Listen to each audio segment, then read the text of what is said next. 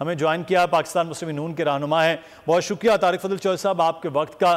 Sir, आपको MKM की ज़रूरत पड़ गई है सिंध में GDA की, या MKM और GDA को ज़रूरत थी और आपको लाया गया? ये इत्तेहाद बन रहा है, सीट एडजस्टमेंट हो रही, क्या हो रहा है डॉक्टर साहब? बिस्मिल्लाहिर्रहमानिर्रहीम। देखिए, जब इलेक्शन की सूरत हाल बनती है, सजा बनती है, तो उस वक्त सियासी जमातों में अलायंसेस भी होते हैं, सीट टू सीट एडजस्टमेंट भी होती है, और किसी जगह के ऊपर हम किसी जमात को सपोर्ट दे सकते हैं और उसकी हिमायत किसी और जगह के ऊपर हम ले सकते हैं। तो ये मुख्तलिफ नोयत की सेटलमेंट्स होती हैं, अरेंजमेंट्स होती हैं, और इसमें आपका लाइक माइंडेड होना जरूरी है कि आपका जो पर्पज़ है आप भी वही करने जा रहे हैं जो दूसरी जमात सोच रही है, और जो दूसरी जमात सोच रही है उसे आपके भी नजरियात जो हैं वो उसी समत में है, मुल्क को किस तरह बेहतरी की तरफ लेके जाना है और मसाइल को किस तरह हल करना है। तो अभी ये बातें अभी तो इब्तिदा में है। इंशाल्लाह भी आइंदा आने वाला दिनों में आप देखेंगे कि मजीद राब्ते होंगे मुस्लिम लीग नून की सीनियर क़यादत के, मियां मोहम्मद नवाज शरीफ साहब के, मियां शहबाज शरीफ साहब के, और मजीद इस तरह के जो अलायंसेज और इत्तेहाद हैं वो बनेंगे।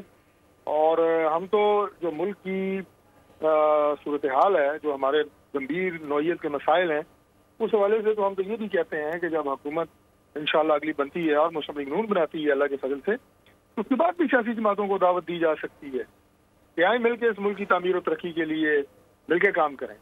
देखिए, सियासत में पाकिस्तान की बदकिस्मती से इमरान खान साहब ने एक ऐसा नफरत का जहर भर दिया है कि वो सियासत को जाती दुश्मनी की तरफ ले गए हैं, और उन्होंने गली मोहल्ले की सतह के ऊपर इस तरह का माहौल पैदा कर दिया था कि उनके कारकुन तैयार होते थे कि वो दूसरे पॉलिटिकल वर्कर या पॉलिटिकल लीडर के घरों पे अटैक करें, उनके दफातर पे अटैक करें।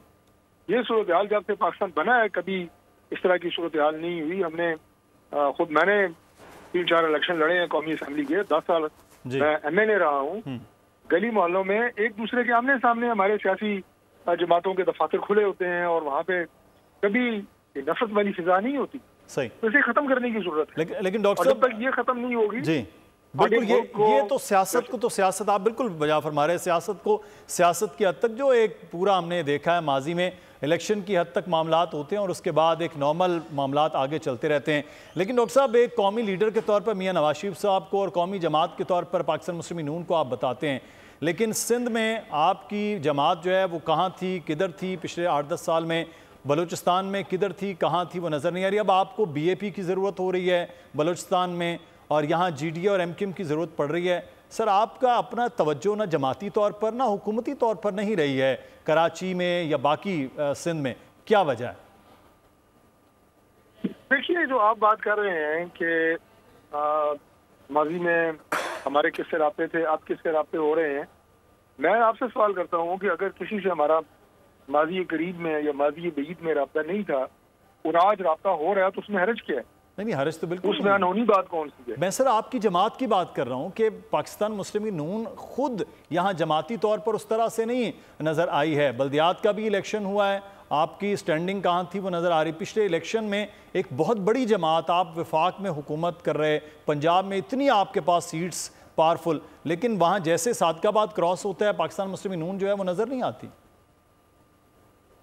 मैं आपको अर्ज कर रहा हूँ कि अगर किसी जगह के ऊपर हमारी स्टैंडिंग कमजोर है और हम वहाँ पे किसी जमात के साथ, जो मैंने शुरू में कहा कि किसी से वहाँ सपोर्ट लेंगे, किसी और जगह किसी को सपोर्ट देंगे, सही उसी से एडजस्टमेंट करेंगे, ये एक इलेक्शन की पॉलिटिकल स्ट्रेटेजी इसी को कहते हैं। और अगर किसी से हमने माजी में राब्ता नहीं किया, आज कर रहे हैं, तो इसमें कोई हर्ज नहीं है, ये कोई अनहोनी बात नहीं है।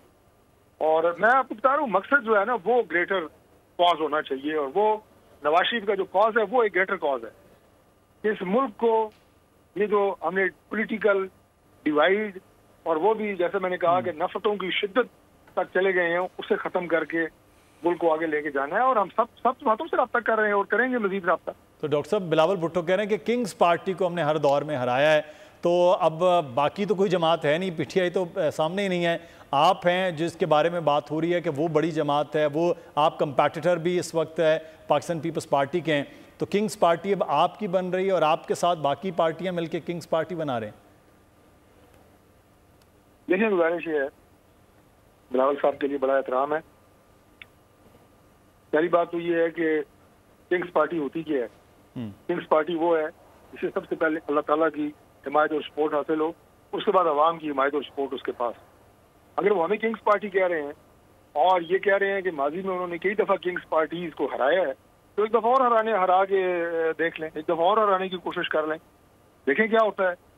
जो उनकी पब्लिक सपोर्ट है और जो हमारी पब्लिक सपोर्ट है, उसका फैसला जो है वो अल्लाह ताला ने करना है और पाकिस्तान की आवाम ने करना है। डॉक्टर साहब, एस्टेब्लिशमेंट की सपोर्ट जिस पार्टी को, उसको फिर क्या नाम दिया जाएगा? देखिए, ये एस्टेब्लिशमेंट को भी पाकिस्तान की सियासत में इस तरीके के साथ पोर्ट्रेट किया जाता है जा रहा, जो कि बड़ा ही कोई अजीबो गरीब होता है। बहुत दफा आप अपनी नाकामियों और नाअहलियों को आप डाल देते हैं एस्टेब्लिशमेंट के ज़िम्मे। बहुत दफा ऐसी चीज होती है कि आपकी अपनी पब्लिक आपको सपोर्ट नहीं मिल रही होती, आप उसका जिम्मेदार एस्टेब्लिशमेंट को करार दे देते हैं। तो इसलिए ये सारी जमातें और ये सारे जो स्पोक्स पर्सन मुख्तलिफ जमातों के रोजाना की बुनियाद के ऊपर एस्टेब्लिशमेंट लगे होते हैं। इनसे कभी एस्टेब्लिशमेंट की डेफिनेशन तो पूछें, इन्हें वो भी नहीं पता होगी। 2018 में डॉक्टर साहब आपकी शिकस्त की भी तो आप जिम्मेदारी कहते हैं कि पूरा एक सिस्टम बनाया गया और एक लाडले को लाया गया। मैं कराची की छोटी मिसाल दे देता हूँ। बल्दिया में मियाँ शहबाज शरीफ साहब जो है वो जीत रहे थे, अचानक जो है वो फैसल वाउडा साहब जो हैं वो जीतना शुरू हो गए। तो सर ये भी तो देखें ना, एक वजीर आजम लेवल का आदमी है वो हार गया इलेक्शन एक आम आदमी से, तो ये एक बड़ा फर्क था। कहीं ना कहीं कुछ ना कुछ तो हो रहा था।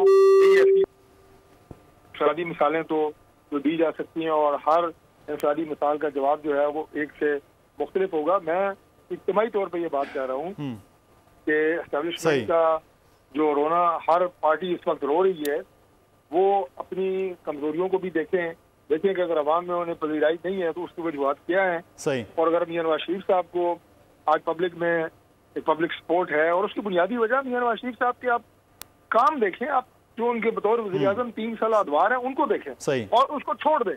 आप नवाज शरीफ का आखिरी 4 साल दौर और इमरान खान का आखिरी 4 साल दौर, उन दोनों का मवाजना कर लें। एज ए न्यूट्रल पर्सन किसी को बिठाएं, आप खुद करें।